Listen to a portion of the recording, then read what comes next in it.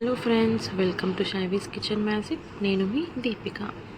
మన ఇంటికి ఎవరైనా గెస్ట్స్ వచ్చినప్పుడు కానీ లేదా ఏదైనా క్విక్గా స్వీట్ చేసుకోవాలి అనుకున్నప్పుడు మనం కామన్గా చేసుకునే స్వీట్ వచ్చేసి గులాబ్ జామున్ కదండి.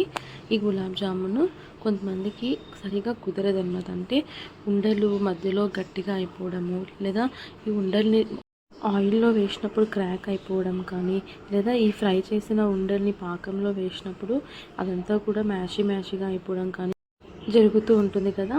ఇలా కాకుండా నేను చెప్పే చిన్న చిన్న టిప్స్ ఫాలో అవుతూ చేయండి. మీరు ఎప్పుడు గులాబ్ జామ్ చేసా పర్ఫెక్ట్గా స్వీట్ షాప్ స్టైల్లో వస్తుంది. దీనికోసం నేను ఫస్ట్ బౌల్లోకి 1.5 కప్ దాకా ఇన్స్టంట్ గులాబ్ జామ్ మిక్స్ తీసుకున్నానండి. ఏ బ్రాండ్ మిక్స్ అయినా పర్వాలేదన్నమాట. దాన్ని ఫస్ట్ ఉండలు లేకుండా చేత్తో ఇలా ప్రెస్ చేస్తూ పొడి పొడిగా చేసుకోవాలి. తర్వాత ఇందులోకి కాచింది ఒక 2 టేబుల్ స్పూన్స్ దాకా నెయ్యిని వేసుకోవాలి. నెయ్యిని వేసుకొని ఈ పిండితో మొత్తం కూడా నెయ్యితో బాగా మిక్స్ చేయాలి. ఈ పిండి మొత్తాన్ని కూడా నెయ్యితో బాగా తడపాలన్నమాట. అప్పుడే ఉండలు అనేవి మనకి క్రాక్స్ రాకుండా బాగా వస్తాయన్నమాట.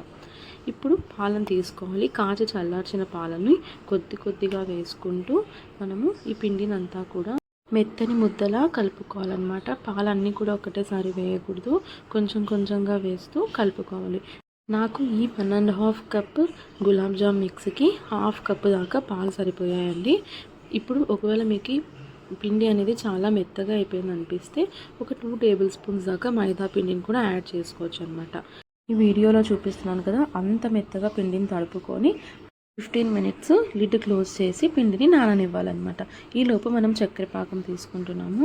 మనం 1.5 cup instant gulab jam mix తీసుకున్నాం కాబట్టి అదే కప్పుతో 3 కప్స్ దాకా షుగర్ వేసుకుంటే షుగర్ అనేది పర్ఫెక్ట్గా సరిపోతుందండి. ఎక్కువ తక్కువ కాకుండా ఈ 3 కప్స్ షుగర్లోకి మనము ఏ కప్తో షుగర్ తీసుకున్నామో అదే కప్పుతోటి 3.5 కప్స్ లేదా 4 కప్స్ దాకా వాటర్ తీసుకోవచ్చు. నేను ఇక్కడ 4 కప్స్ దాకా వాటర్ తీసుకున్నానండి.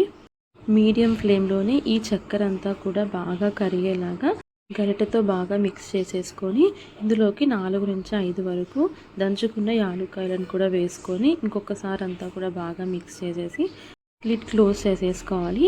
ఇక్కడ మనకు తీగ పాకం వచ్చే అవసరం ఏమీ లేదండి. పాకం అనేది కొంచెం నీళ్ళగానే ఉండాలి. అప్పుడే ఉండలు అనేవి పాకాన్ని బాగా పీల్చుకుంటాయి అన్నమాట.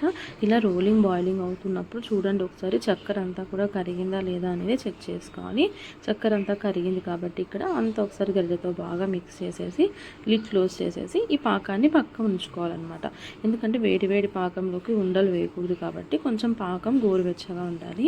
ఇప్పుడు మనం తీసుకున్న పిండి నుంచి ఒక చిన్న ఉండను తీసుకొని మన చేతికి నెయ్యిని అప్లై చేసుకొని ఇలా మధ్యలో ప్రెషర్ ఇస్తూ ఇక్కడ క్రాక్స్ లేకుండా ఉండని రౌండ్గా చుట్టుకోవాలన్నమాట. ఇలాగే మిగిలిన పిండినంతా కూడా సేమ్ సైజు ఉండలుగా చుట్టుకొని ఒక ప్లేట్లో పెట్టుకొని పక్కన ఉంచుకోవాలన్నమాట. చూసారా, ఉండలు ఎక్కడ క్రాక్స్ ఉండకూడదు.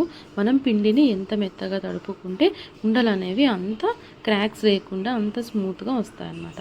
ఇప్పుడు స్టవ్ పైన ఆయిల్ పెట్టుకోవాలి. ఈ ఆయిల్ అనేది కంప్లీట్ హీట్ అవ్వకూడదు, కొంచెం మీడియం హీట్లో ఉండాలన్నమాట.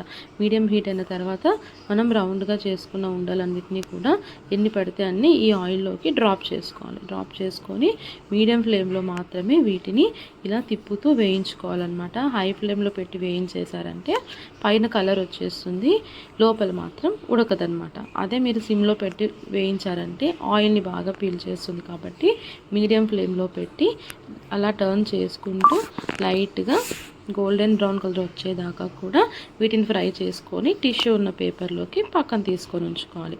ఇప్పుడు ఈ పాకంలోకి వేయాలన్నమాట. వెంటనే పాకంలోకి వేయకూడదు. మనం ఫ్రై చేసుకున్న ఉండల్ని అట్లీస్ట్ 5 మినిట్స్ దాకా పక్కన ఉంచేయాలన్నమాట. 5 మినిట్స్ తర్వాత ఈ పాకంలోకి వీటిని యాడ్ చేసేసి లిడ్ క్లోజ్ చేసేసి అట్లీస్ట్ ఒక 1/2 అవర్ పక్కన ఉంచేయాలి.